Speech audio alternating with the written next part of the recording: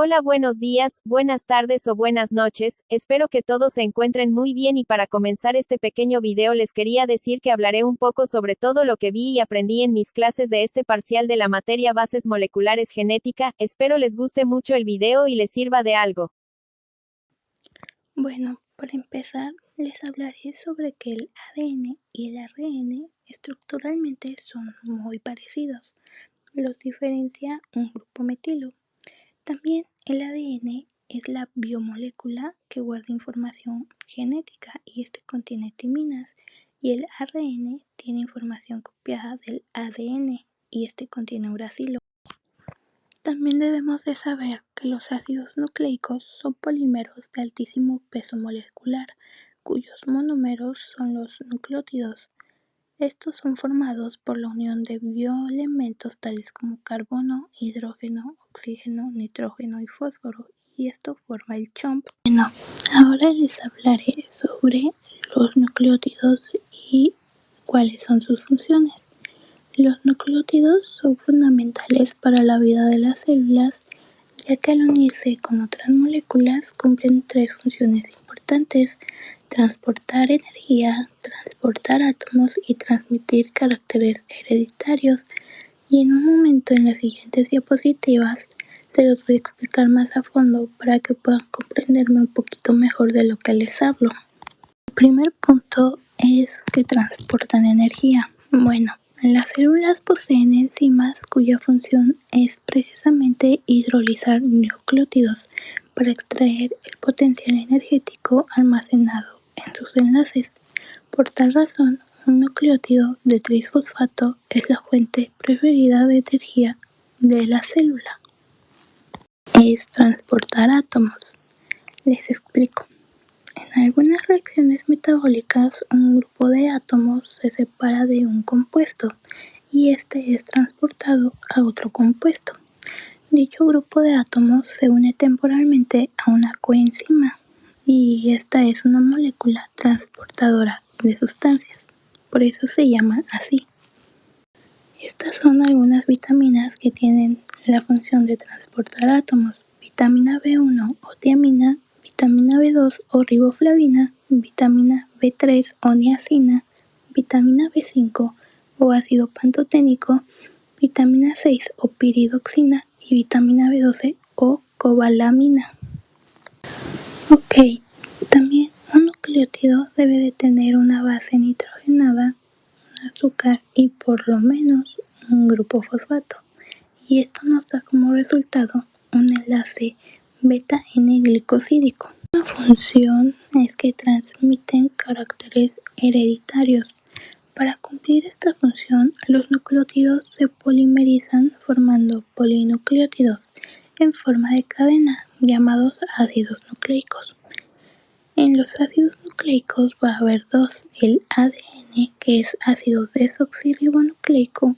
Sus nucleótidos tienen desoxirribosa como azúcar y no tienen uracilo, y el ARN, ácido ribonucleico. Sus nucleótidos tienen ribosa y no tienen timina.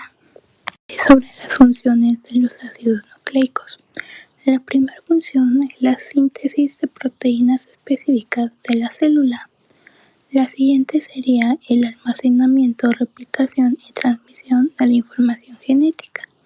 Y por último, y su función principal, sería servir como intermediario de la información que lleva el ADN en forma de genes y la proteína final codificada por estos genes. Explicaré es que las bases nitrogenadas son de dos tipos: púricas y pirimidínicas. Las púricas son las que tienen como dos casitas, así como se muestra en la imagen.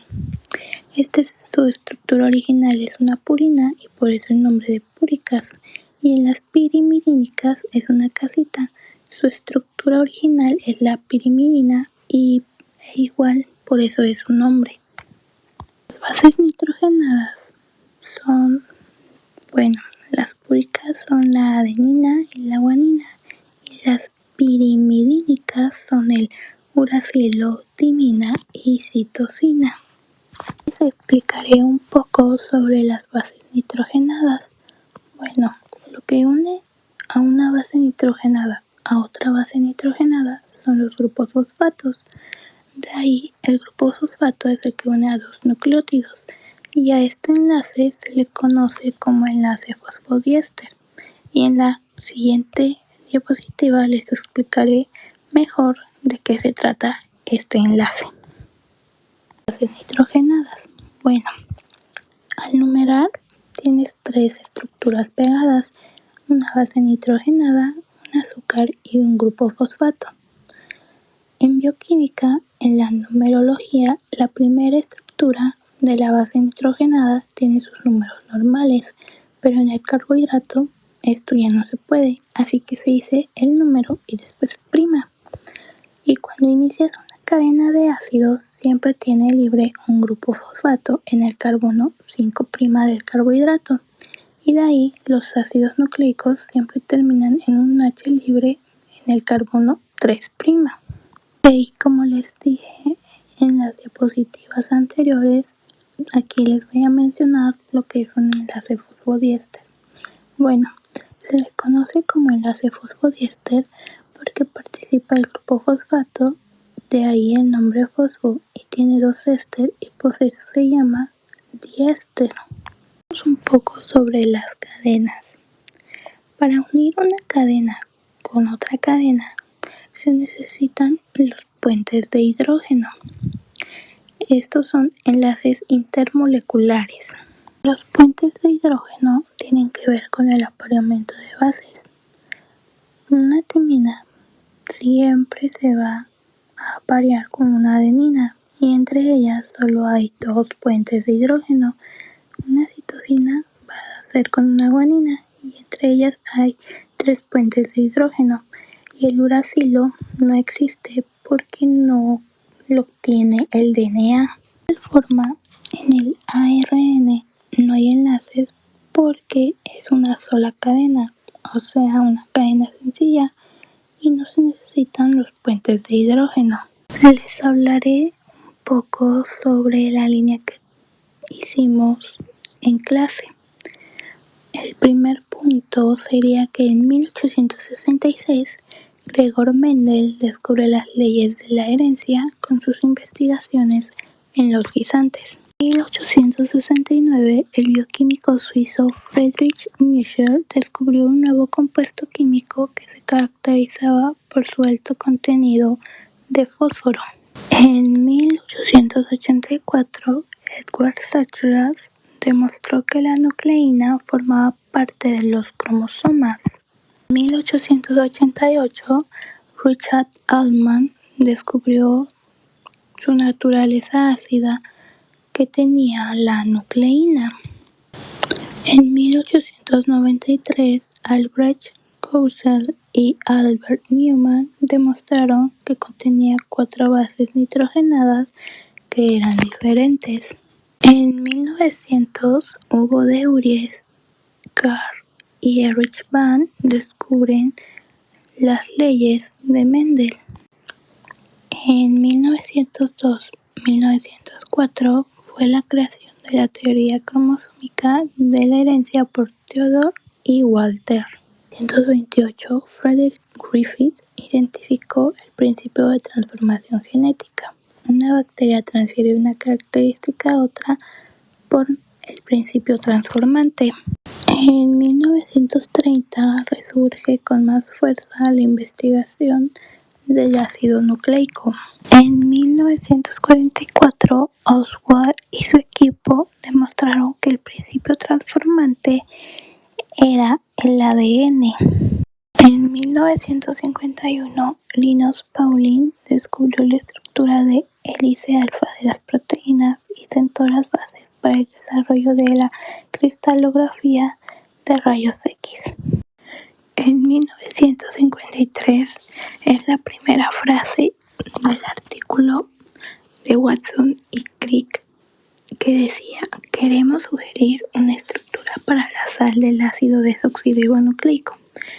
Esta estructura tiene características novedosas de interés biológico considerable. El 28 de febrero de 1953, Crick dice: hemos descubierto el secreto de la vida.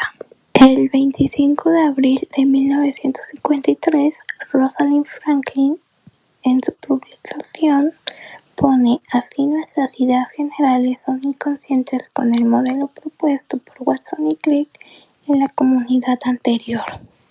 En 1953 es la última frase del artículo original de Watson y Crick, que decía: no ha escapado a nuestra atención que el apareamiento específico que hemos postulado sugiere inmediatamente un mecanismo de copia para el material genético. También en 1953 son los agradecimientos del artículo original de Watson y Crick. En 1958 muere Rosalind sin recibir su premio Nobel o alguna mención de su trabajo. En 1962, Watson, Crick y Wilkins recibieron el premio Nobel por su trabajo en el modelo de la doble hélice del ADN. Ahora les platicaré acerca de algunos experimentos, y el primer experimento es el de Griffith, que fue en 1928. Para empezar, quiero decirles que una cepa es una bacteria con ciertas variables, y en este caso hay dos cepas, cepa S y cepa R. En las bacterias virulentas S muertas había algo capaz de transformar a las bacterias R inocuas en bacterias virulentas S. Ese algo fue llamado por Griffith factor transformante. Este tenía información para producir un carácter heredable de las bacterias R, que era la presencia de la cápsula, que era responsable de la virulencia. Se trataba, por lo tanto, del material genético. Y ahorita, en la siguiente diapositiva, les explicaré un poquito más para que me entiendan. Ok, esto quiere decir que la cepa S eran unas bacterias con cápsula, o sea, muy virulentas. Por lo tanto, cuando son inyectadas al ratoncito, le causa una neumonía y este pobrecito muere. Y en la cepa R las bacterias son sin cápsula, o sea, son menos virulentas. Por lo tanto, cuando son inyectadas al ratón, contraen la enfermedad, pero no mueren. O sea, es como una gripita, un resfriado. No pasa a mayores.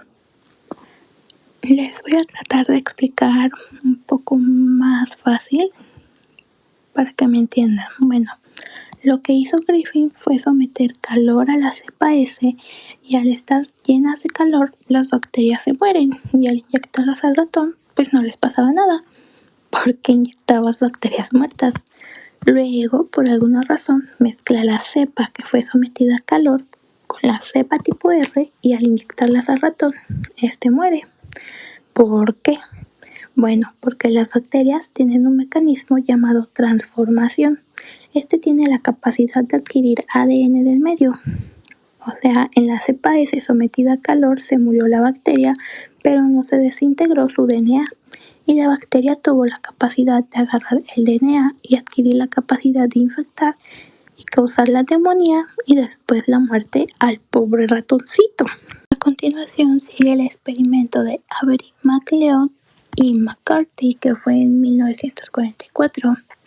Ellos querían descubrir dónde se encontraba este factor transformante.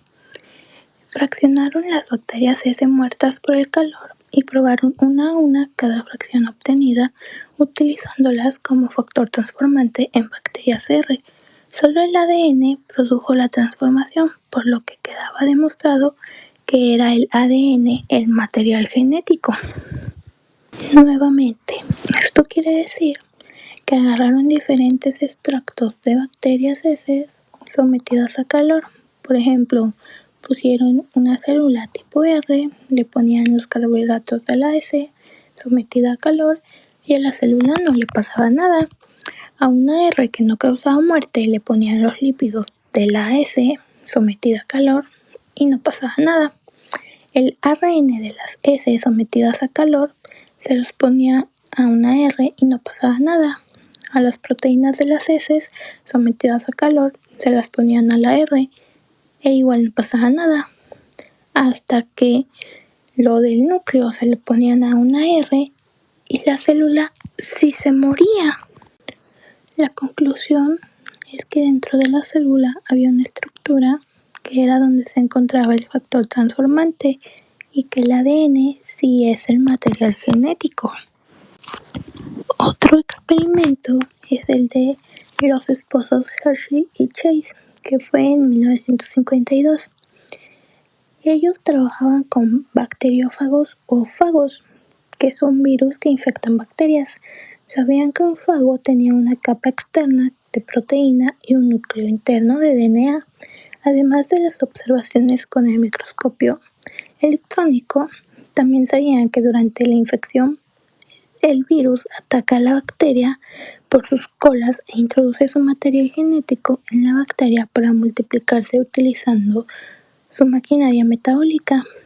Conocían los trabajos de Avery y trataban de determinar cuál era la causa de la transformación de la bacteria en una factoría de fagos, el ADN o la proteína.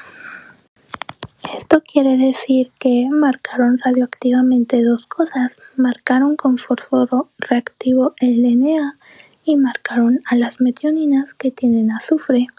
Si lo que encontraban en el citosol de lo que infectaban era fósforo radioactivo, la información genética se guardaba en el DNA, pero si encontraban azufre reactivo dentro de la célula, la información genética se guardaba en las proteínas. Y aquí la conclusión es que encontraron fósforo, la información se guarda en el DNA y este contiene fosfatos. Gracias a que este experimento era muy colorido y visual, hizo que se dejara de haber dudas sobre quién guardaba la información genética, el ADN, y deja de llamarse factor transformante y pasa a llamarse ADN, que se encuentra sobre todo en el núcleo de las células eucariotas y en el citosol en las células procariotas. De aquí sigue Erwin Chargaff.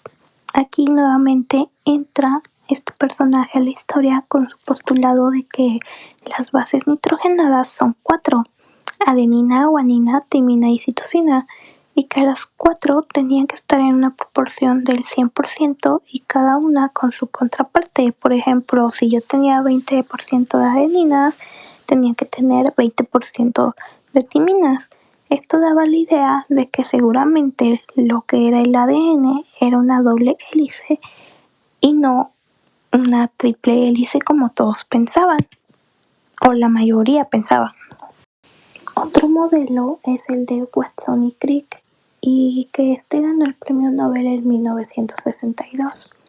Ellos decían que eran dos cadenas polinucleotídicas enrolladas alrededor de un eje central, doble hélice, que son antiparalelas, que van de C5 a C3 y de C3 a C5, que solo los apareamientos eran entre adenina y timina y guanina y citosina, y que su surco mayor y surco menor estaban alternados.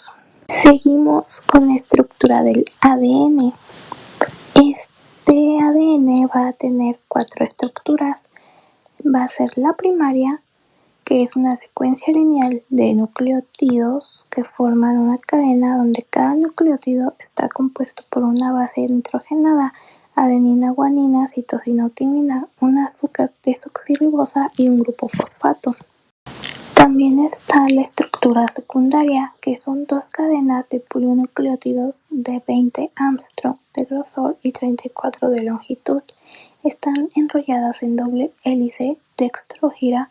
Esto significa que desvían la luz porque su orientación les permite ser reconocidos como una caja cerradura. Si desvían la luz a favor de las manecillas de reloj, son dextrógiras, y si desvían la luz en contra de las manecillas del reloj, son levógiras. Igual, sus bases nitrogenadas van a estar en el interior y van a ser perpendiculares al esqueleto externo de pentosa-fosfato. Sus puentes de hidrógeno doble y triple entre las bases nitrogenadas iban a ser 10 pares de bases por vuelta. Hice esta pequeña tabla para explicarles las formas de ADN que existen y me puedan entender un poquito más cómo están conformadas o cuáles son sus características. Bueno, el primer es ADNA, que este es dextrógiro, no tiene bien diferenciada un surco mayor y un surco menor. Sus bases nitrogenadas no están perpendiculares, están inclinadas 19 grados y su aislamiento es en alta concentración salina. El ADNB es dextrógiro, único que se puede usar con los organismos. Sus bases perpendiculares al eje de la hélice y su aislamiento es en baja concentración salina.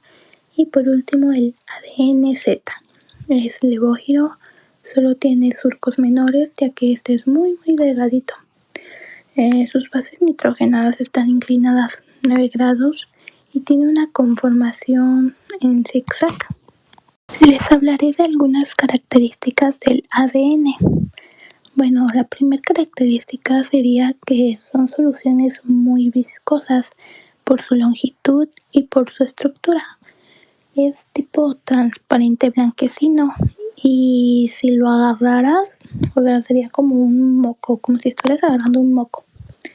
También debido a los fosfóricos es ácido porque los grupos fosfato pueden adquirir protones y comportarse como ácidos fosfóricos y se puede desnaturalizar a 95 grados centígrados. ¿Qué quiere decir esto? Que se van a romper las cadenas. Siguiendo con la estructura del ADN, tenemos una terciaria que se llama cromatina. Es una estructura que es ADN más proteínas. El DNA se acopla con proteínas y así porque tiene que organizarse para poder expresarse adecuadamente y no sea como un reguerío. Ahora les hablaré sobre las clases de cromatina. La primera clase sería la heterocromatina. Este es un bucle súper enrollado y nunca se van a encontrar genes que debamos expresar o que ocupemos. Más bien son como genes de estructura que ya no ocupamos, están ahí por algún error. Por ejemplo, el gen de la cola. O sea, no lo ocupamos, pero lo necesitamos para organizar. Y la eucromatina, que es un bucle más abierto, se encuentran genes que sí ocupamos, que sí debemos expresar, como el color de ojos, el color de piel, el corazón, etc. De lo que hablaré es de la organización de la cromatina y se organiza de la siguiente manera. Primero son los nucleosomas, de ahí siguen los solenoides, seguido por los supersolenoides y hasta el último siguen los cromosomas. Y ahorita en las siguientes diapositivas les hablaré de cada uno de estos elementos. La primera estructura funcional importante es el nucleosoma. Esta está hecha de un octámero de histonas y este octámero de histonas son proteínas globulares, o sea, tienen forma de globo. Esas proteínas se llaman H2A, H2B, H3 y H4 y son 2 de cada una, por eso se hacen 8 y es un octámero. Alrededor de este octámero se va a enredar o vamos a tener al DNA, pero no todo, solo un poquito, como aproximadamente 1.8 vueltas vamos a tener de DNA en este octámero. Las histonas, bueno, estas no solo sirven para empaquetar el DNA y formar nucleosomas, ya que son proteínas globulares y con una colita de aminoácidos, pues esta colita de aminoácidos son susceptibles de modificaciones y esto sirve para poder prender o expresar genes o poder apagar, no expresar los genes. Bueno, ahora sí, sigue en esta organización de la cromatina los solenoides. Estos también son conocidos como el empaquetamiento de 30 nanómetros. Son 6 nucleosomas. Los nucleosomas empiezan a acoplarse en lo que se les llama solenoides. Los siguientes serían los supersolenoides o también se conocen como fibras de 700 nanómetros. Y bueno, Para que los supersolenoides se puedan armar, necesitamos de estructuras que se llaman estructuras de andamio. Son como estructuras de soporte. Ahí encontramos bucles muy largos y para que se puedan sostener se necesita una proteína intermedia, o sea, una proteína de andamio. Y bueno, lo último de la organización de la cromatina sería el cromosoma, que es la que podemos ver en una célula, ya que es una estructura o la estructura más grande, entonces por eso es la única que podemos ver. Les diré las partes del cromosoma. Bueno, primero está la cromátida, que es como una X y no es solo una cromátida, son dos cromátidas, o sea, son hermanitas. Estos se pueden ver ahí en el dibujito y de hecho están seleccionados como para que los ubiquen. De ahí sigue el centrómero, es lo que divide a las cromátidas hermanas.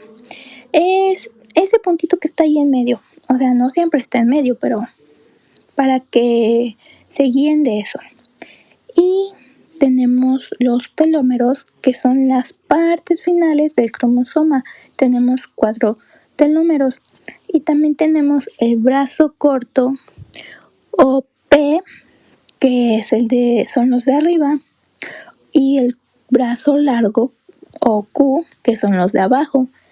Y como pueden ver, hasta abajo están los telómeros. Cada brazo corto tiene sus telómeros hasta arriba, hasta arriba. Ahora les hablaré sobre los tipos de cromosomas. Bueno, si el centrómero está justamente a la mitad de la línea imaginaria, se le llama cromosoma metacéntrico. Aquí es difícil encontrar los brazos P y los brazos Q, ya que tienen una longitud similar. El siguiente tipo de cromosoma es que si el centro está un poco más arriba de la mitad de la línea imaginaria, se le llama cromosoma submetacéntrico. Como ven en la imagen, los brazos P están un poquito más chiquitos que los brazos Q. El penúltimo tipo de cromosoma es que si subimos un poco más que el anterior, el centrosoma de la línea imaginaria, se le va a llamar cromosoma acrocéntrico.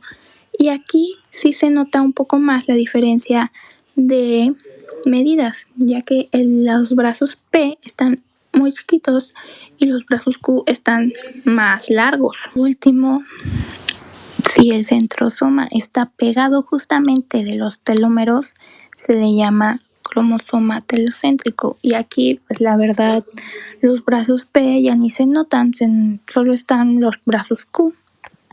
Bueno, un poquito más sobre los cromosomas es que nosotros tenemos los 23 pares de cromosomas, 21 o 22 pares son autosómicos y un par es sexual.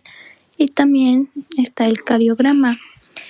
El cariograma es la expresión u ordenamiento adecuado de los cromosomas. Ahora les hablaré sobre el bandeo cromosómico. Este consiste en teñir con colorante específico para ADN y este se va a teñir de acuerdo a su densidad.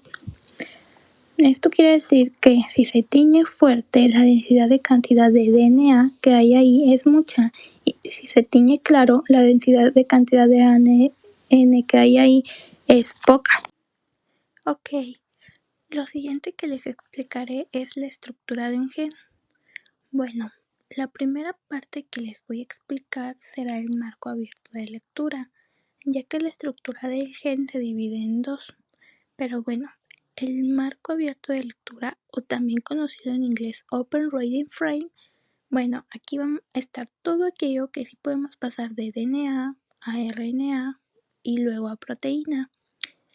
En la región 5' y 3' se encuentran los famosos UTR, que en sí no sirven para nada, pero flanquean, o sea, protegen el inicio del gen.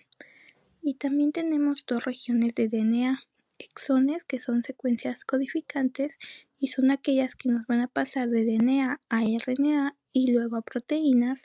Y también hay intrones, secuencias no codificantes, pero que no podemos estar sin ellas, ya que ayudan a regular a los exones y así se puedan expresar de una manera adecuada.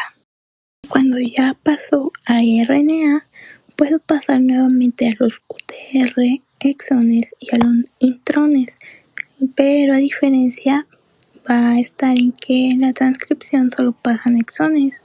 Esto solo se da en células eucariotas, ya que todo esto pasa en el núcleo. Cuando pasa de DNA a RNA en un gen, a este se le conoce como pre-mRNA.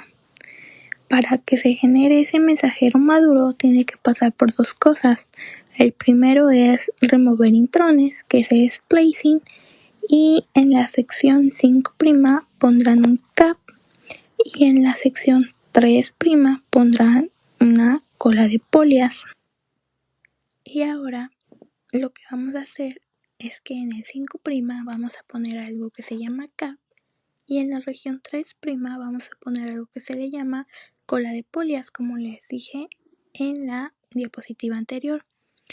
Bueno, ya cuando sales del núcleo y te vas al citosol, en el citosol a los ribosomas, para traducir y para pasarte de RNA a proteína, siempre vamos a empezar con una secuencia AUG, porque estoy en la traducción, significa metionina, y para saber cuándo se termina vamos a ver 3 secuencias de paro: ópalo, ocre y la última sería ámbar. Esas serían las 3 secuencias de paro.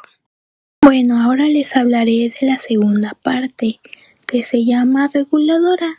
Esta es importante ya que si no se dan de manera adecuada, nuestros genes no se van a expresar o no se van a expresar correctamente. Aquí tenemos la región promotora. En esta región se va a quedar la enzima que se llama RNA polimerasa. Esta es la enzima que va a ayudar a pasar de DNA a RNA. Y aquí vamos a encontrar dos zonas, a menos 10 pares de bases y a otra que es a menos 35 pares de bases.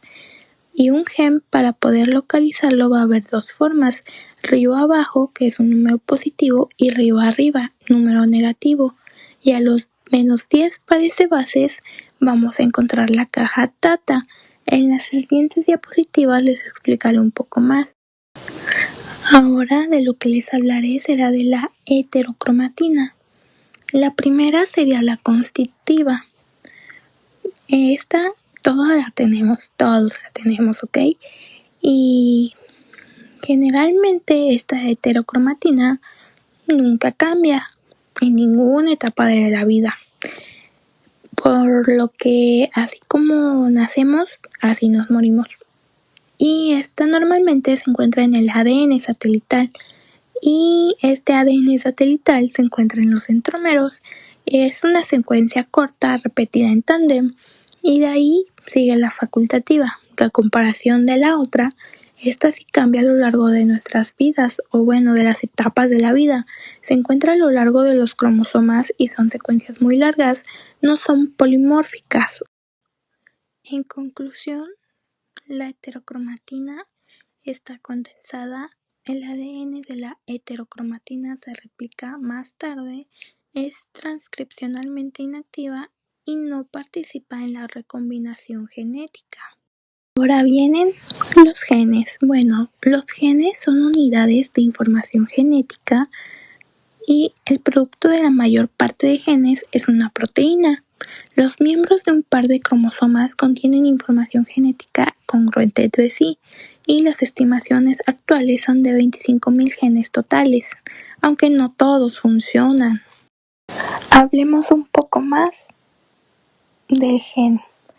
Un gen es la unidad básica de la herencia y porta la información genética necesaria para la síntesis de una proteína, genes codificantes, o de un ARN no codificantes, genes de ARN.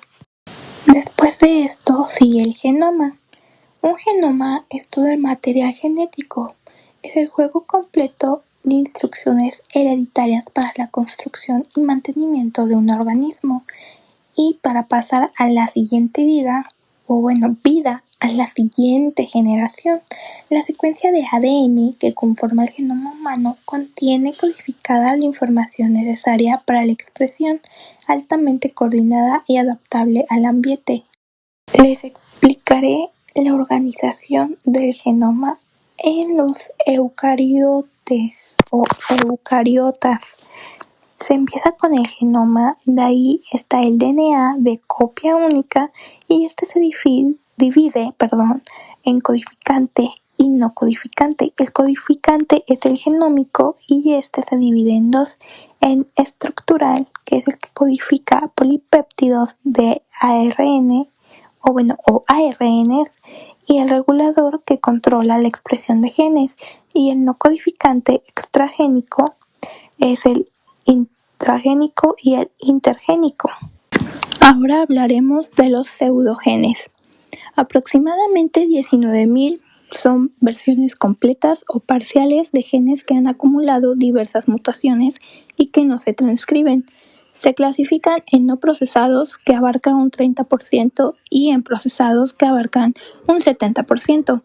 Los no procesados se caracterizan por poseer tanto exones como intrones, y los procesados, por el contrario, son solo copias de ARN mensajero retrotranscritas e insertadas en el genoma de pseudogenes. Las secuencias reguladoras son típicamente secuencias cortas presentes en las proximidades o en el interior, frecuentemente en intrones de los genes. El conocimiento sistemático de estas secuencias y de cómo actúan en complejas redes de regulación genética sensibles a señales exógenas es muy escaso y está comenzando a desarrollarse mediante estudios de genómica comparada. Ahora les hablaré del ADN intergénico. Gran parte de este ADN puede ser un artefacto evolutivo sin una función determinada en el genoma actual. Algunos prefieren llamarlo ADN no codificante. Esto significa que no se van a expresar genes en ese ADN, entonces simplemente está ahí. El ADN extragénico repetido se divide en dos, en tándem y en disperso. El tándem se divide en tres: microsatélite, que abarca el 5%, minisatélite, que abarca el 1%, y satélite, que es el 3%, pero luego les explicaré mejor. Y el disperso, que son elementos transponibles y se dividen en 5: SINE, LTR, LINE, transposones y ALU. En el ADN repetido en tándem están los satélites, que es ADN no codificante, que consiste en largas secuencias de ADN repetidas en tándem, que se encuentran principalmente en los centrómeros y telómeros de los cromosomas.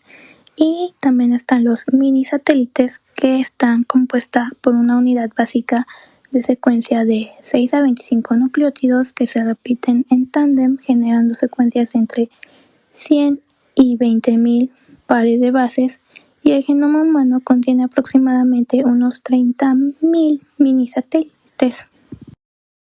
Y por último, los microsatélites. Estos están compuestos por secuencias básicas de 2 a 4 nucleótidos, cuya repetición en tándem origina frecuentemente secuencias de menos de 150 nucleótidos.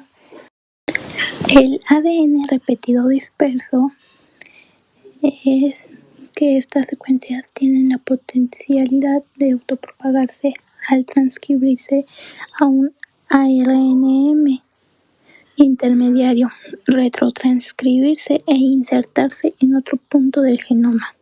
SINEs, este es el 13% del genoma humano. Los más frecuentes son los elementos ALU. Estos no codifican para proteínas y son transcritos por el RNA polimerasa 3. Siguen los LINEs. Son 3 familias en el genoma humano: L1, L2 y L3. Actualmente solo L1 es capaz de transponerse y solo el 0.01% de ellos está completo. 60 a 100 elementos en total en humanos, y por lo tanto presenta capacidad para moverse. Retrotransposones similares al retrovirus están presentes en el genoma de todos los eucariotas. Son muy frecuentes en levaduras y en drofilia y algo menos frecuentes en mamíferos, el 8% del genoma humano. Mecanismo de integración similar al de los retrovirus, la mayoría de los retrotransportes derivan del retrovirus. Aunque su única función es autoperpetuarse, tienen una gran importancia en el proceso evolutivo. Son causantes de muchas mutaciones espontáneas, el 50% de las de Drosophila, 10% de las de ratones y del 0.1% al 0.2% de la de los humanos.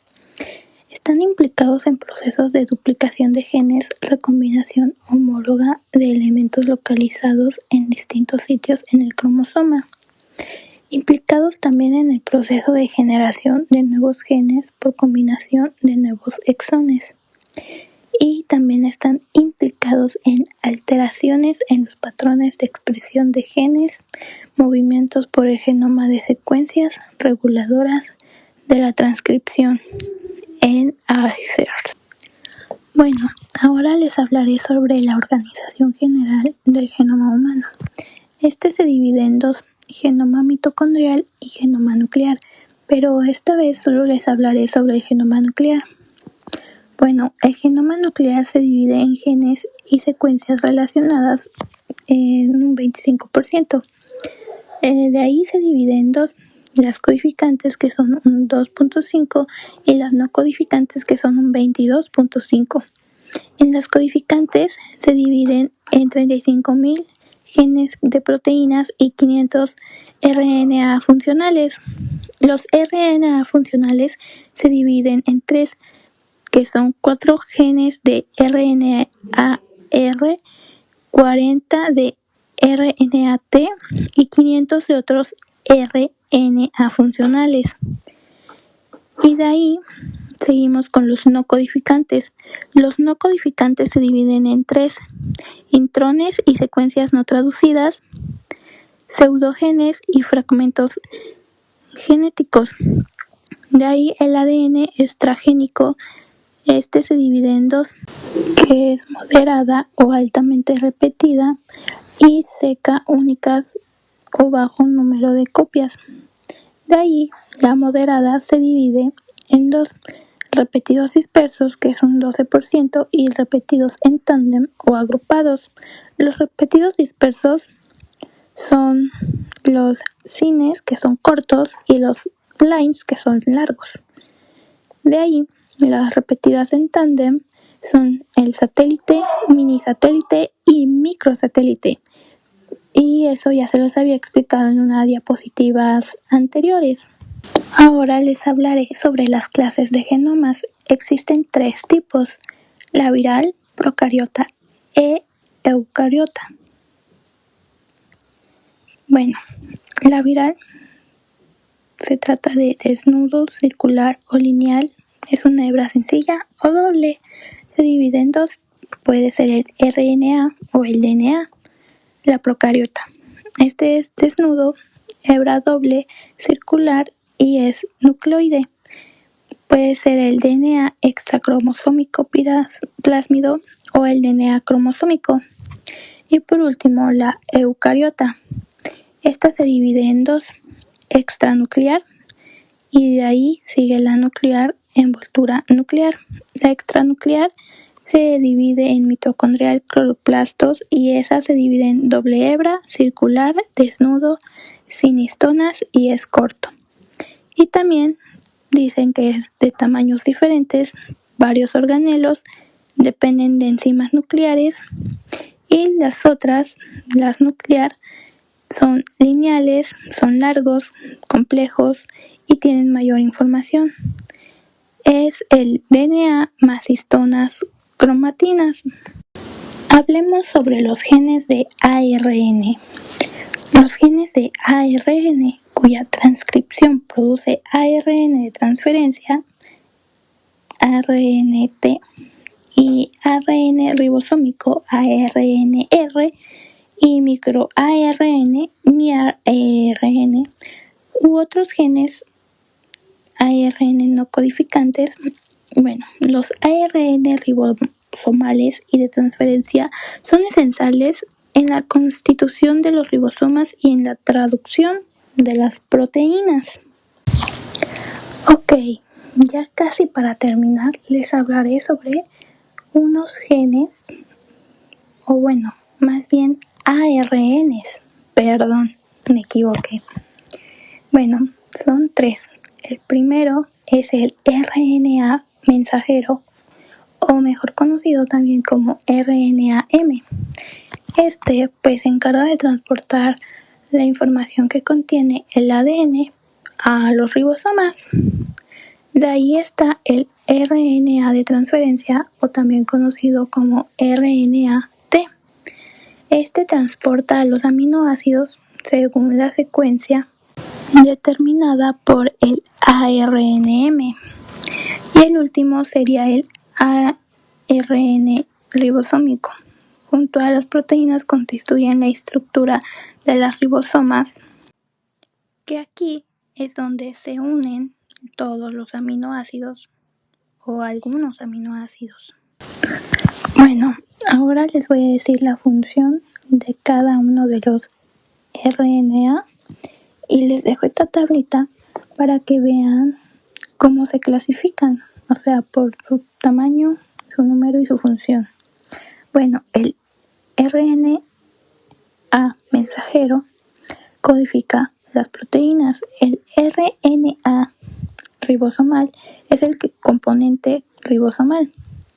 Bien ilógico, ¿no? El RNA-T, que es el de transferencia, es el que ayuda a la traducción. El RNA Small Nuclear es el que hace el splicing, como se los había comentado en las primeras diapositivas. El RNA Small Nucleolar es la modificación del RNA. El microRNA es la regulación de la expresión. El piRNA es la gametogénesis. Y por último, el long non-coding RNA es la regulación. También les hablaré de que su tamaño, por ejemplo, en el ribosomal es de 114 a 5000, en el de transferencia es de 74 a 95, el de small nuclear es de 100 a 300, el small nucleolar es de 60 a 300, en el micro es de 21 a 23, por eso se llama micro, porque es muy pequeñito. En el piwi son de 26 a 30, este también es pequeñito, pero no tanto como el anterior.